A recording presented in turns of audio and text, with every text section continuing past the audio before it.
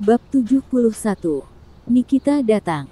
Mendengar kedatangan Nikita, ekspresi Armini dan Tania berubah tidak senang. Karena salah satu tangan Tania dipatahkan oleh anak buah Nikita. Itu sebabnya dia kehilangan pekerjaannya dan keluarganya tidak bisa memenuhi kebutuhan hidup. Agar ibunya tidak bekerja keras, Armini memilih bekerja di klub malam. Oleh karena itu, keduanya penuh kebencian terhadap Nikita, terutama Tania. Jika bukan karena Nikita, Devan tidak akan mendonorkan ginjalnya. Apalagi menghilang selama 3 tahun. Meskipun tangannya sudah disembuhkan oleh Devan, kebencian itu tidak akan hilang dengan mudah. Bu, ayo kita keluar dan melihatnya. Aku yakin kamu akan lega saat melihat Nikita sekarang, kata Devan pada mereka berdua. Ketika Tania dan Armini melihat Nikita, mereka terkejut. Terlihat bahwa saat ini Nikita telah benar-benar kehilangan bentuk manusianya. Tubuhnya bengkak seperti roti yang mengembang. Dia sudah berhenti cuci darah untuk waktu yang lama.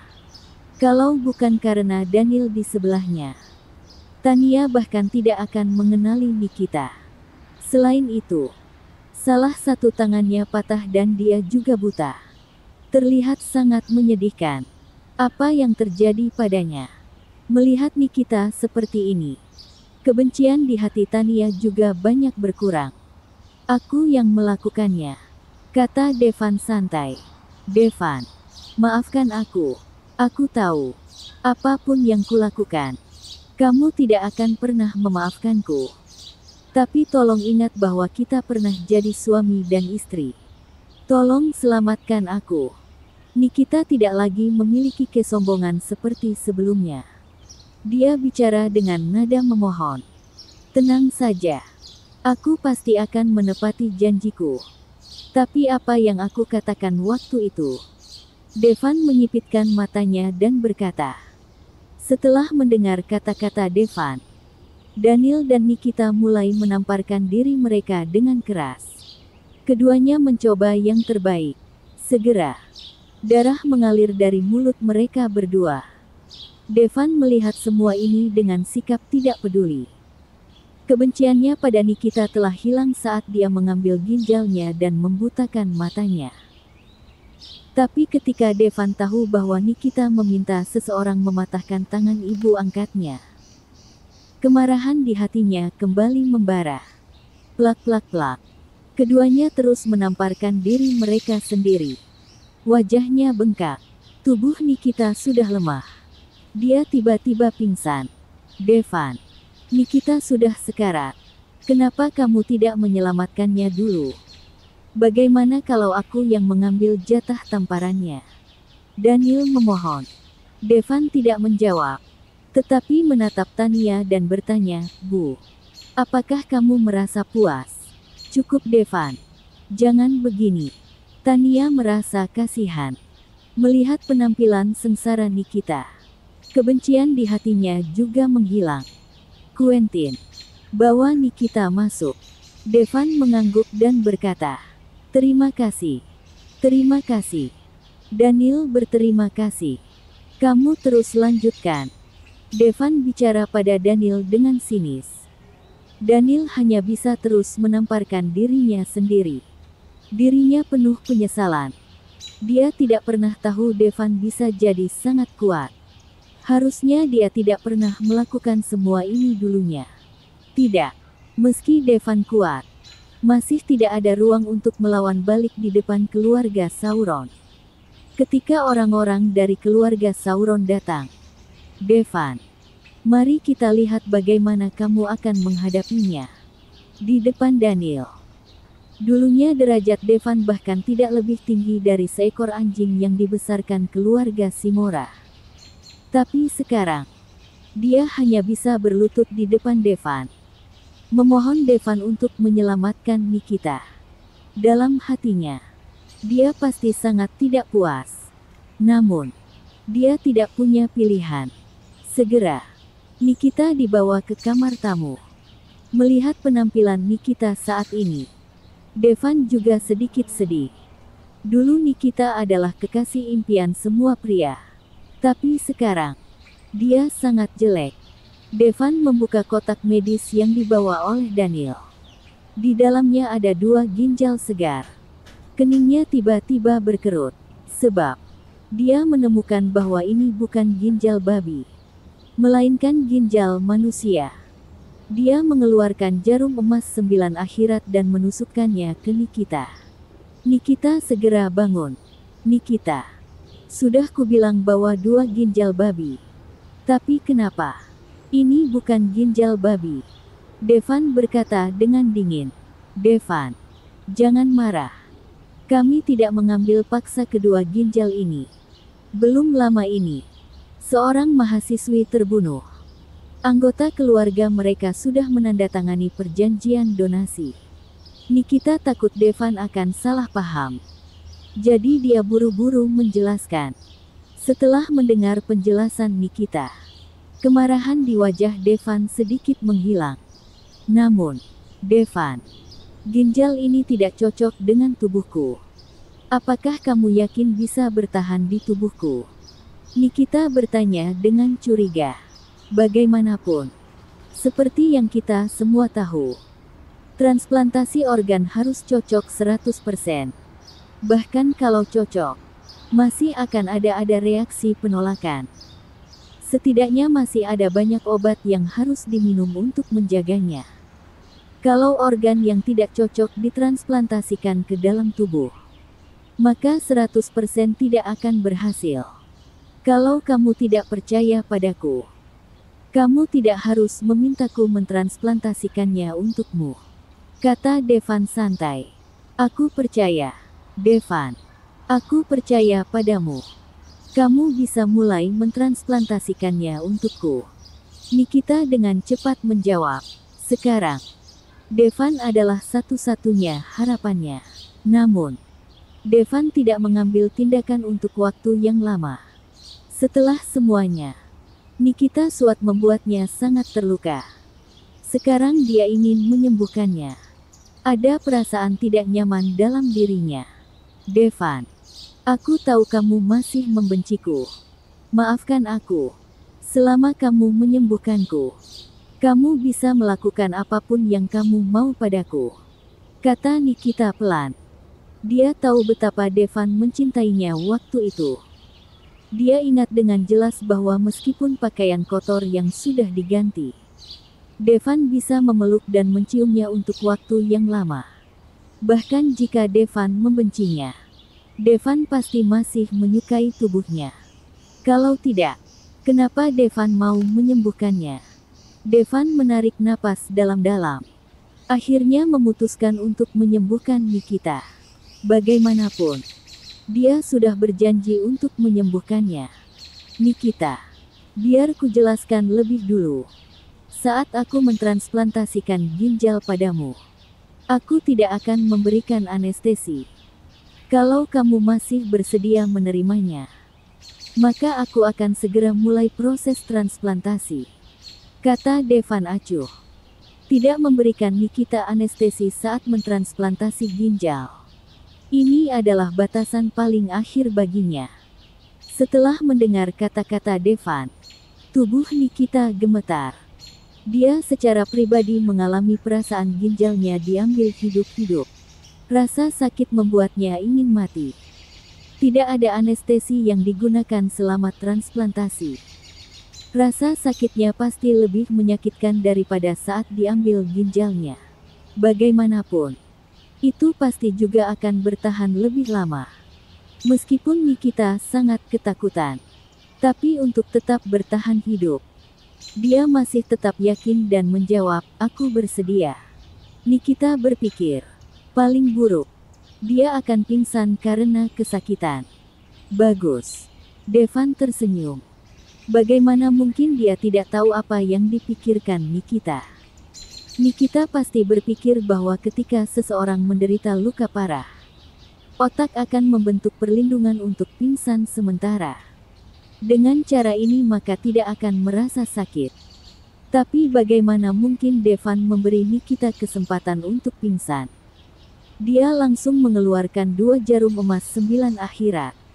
Masing-masing menusuk 2 titik akupuntur Nikita. Dengan cara ini, bahkan jika tulang Nikita dipatahkan sepotong demi sepotong, Nikita tidak akan pingsan. Bersambung. Bab 72. Nikita mengaku pada Devan. Tidak bisa disalahkan kalau Devan bersikap kejam. Saat Nikita meminta Tibor mengambil ginjalnya, dia juga tidak memberinya anestesi. Devan tidak melakukan persiapan apapun. Operasi segera dimulai. Kalau tidak ada pisau bedah, pisau biasa juga cukup. Dia sengaja tidak memotong terlalu cepat. Sebaliknya, Devan memotong perlahan. Sedikit demi sedikit, dia membelah perut Nikita. Arg! Pisau baru masuk sedikit, Nikita sudah berteriak kesakitan. Ah! Sakit! Devan! Aku tidak tahan lagi. Nikita menarik tangan Devan. Itu sangat menyakitkan. Rasa sakitnya jauh lebih buruk daripada saat Devan mengambil ginjalnya sebelumnya. Seperti yang kita semua tahu, semakin cepat pergerakannya, semakin sedikit rasa sakitnya.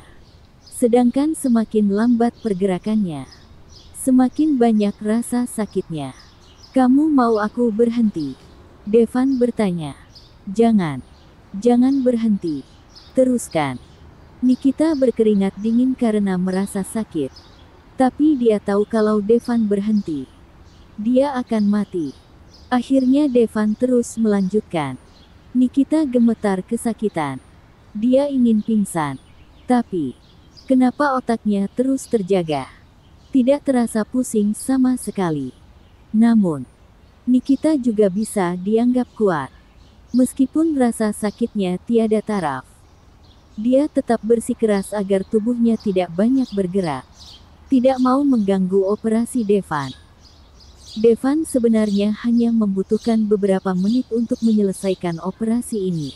Namun, dia sengaja melakukannya lebih dari 1 jam. Selama 1 jam ini, Nikita sepertinya telah berada di neraka. Nikita tahu bahwa Devan pasti sengaja menghukumnya. Karena itu, dia hanya bisa menahannya. Ini adalah hutan dia pada Devan.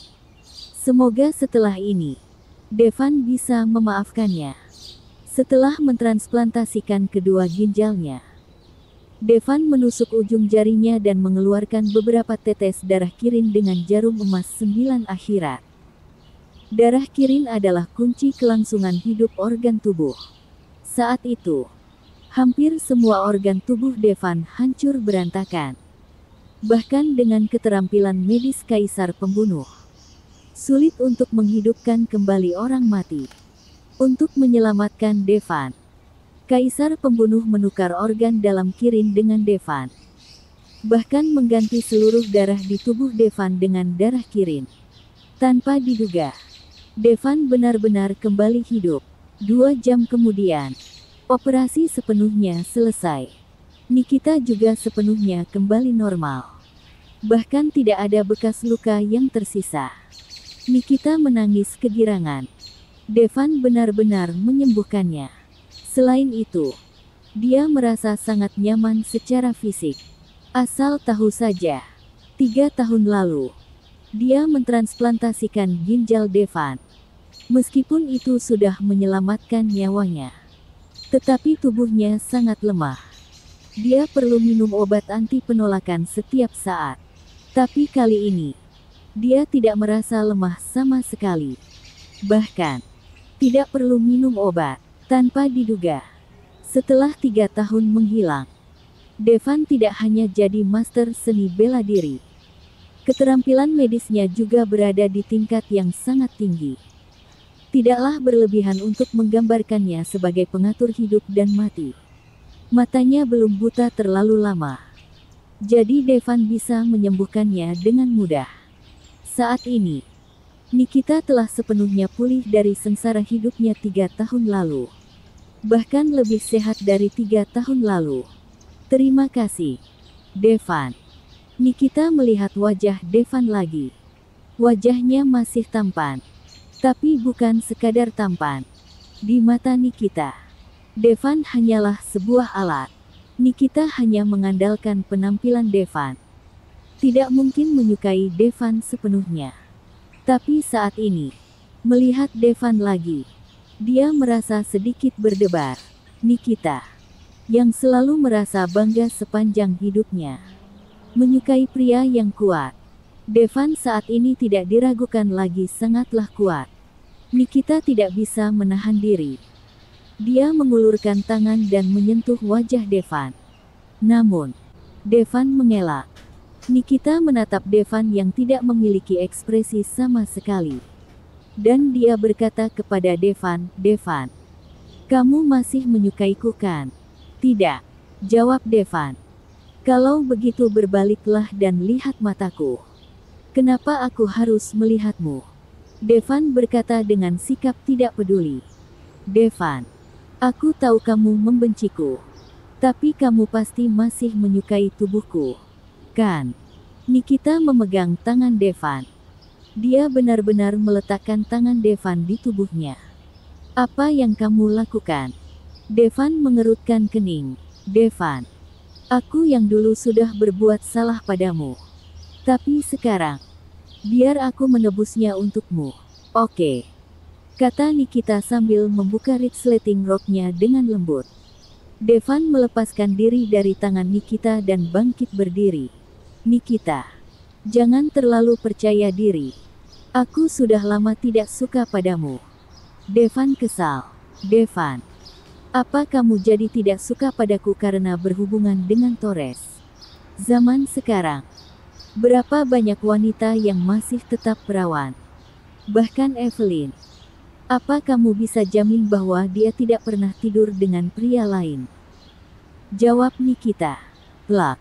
Begitu Nikita selesai bicara, dia ditampar dengan keras. Emosi Nikita hampir meledak. Tapi segera, dia menekan amarahnya.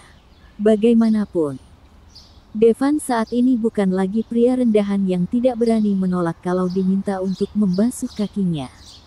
"Nikita, aku tidak mengizinkanmu untuk bicara buruk tentang Nona Evelyn." Devan bicara dengan nada kesal. Nikita menarik napas dalam-dalam dan berkata, "Devan, kamu tidak harus menyukaiku. Kamu hanya perlu menyukai tubuhku. Apa aku kurang cantik? Kurang seksi?" Seperti yang dikatakan Nikita. Dia bangkit berdiri dan menunjukkan bentuk tubuhnya yang menawan di depan Devan dengan sepenuh hati. Bisa dibilang bahwa Nikita masih sangat cantik. Terutama, tatapannya jadi lebih dewasa dari 3 tahun lalu. Juga lebih feminin. Tentu Devan tahu kenapa Nikita jadi lebih feminin. Dia merasa lebih jijik. "Nikita, aku sudah memenuhi apa yang aku janjikan padamu. Kamu bisa pergi. Jangan pernah muncul di hadapanku lagi. Kalau tidak, aku tidak bisa jamin kalau aku tidak akan mengambil ginjalmu lagi," kata Devan dengan acuh tak acuh. "Devan, aku pernah jadi istrimu selama 2 tahun. Tapi aku tidak pernah bersikap sebagai istrimu dengan baik. Bisakah kamu membiarkanku melakukan tugasku sebagai istri sekali saja?" Nikita benar-benar memeluk Devan. Untuk beberapa alasan, Nikita terpesona oleh Devan saat ini. Terutama sikap acuh tak acuh Devan membuatnya merasa sangat menarik. Sebenarnya, itu bukan karena sikap dingin Devan, tapi karena kemampuan kuat Devan. Oleh karena itu, tidak baik bagi seorang pria untuk menginginkan seorang wanita menyukainya. Kalau memang tidak punya kemampuan, bahkan kalau memberikan hatimu sepenuhnya, tetap tidak akan disukai. Tapi kalau kamu cukup kuat, bahkan kalau kamu memintanya untuk berguling di jalanan, atau memanggilnya wanita jalan, dia masih akan terus mengejarmu. Poin ini ditunjukkan dengan jelas di tubuh Nikita. Bagaimanapun, bahkan di masa paling agung dari keluarga Shimura, Mereka tidak akan berani mengabaikan seorang Grandmaster. Kamu bukan lagi istriku. Devan melepaskan tangan Nikita yang memeluknya. Devan, selama kamu meminta, aku masih bisa tetap jadi istrimu. Nyatanya, banyak orang tidak tahu apa yang terjadi di antara kita. Nikita memeluk Devan lagi, menatapnya dengan penuh harap. Bersambung.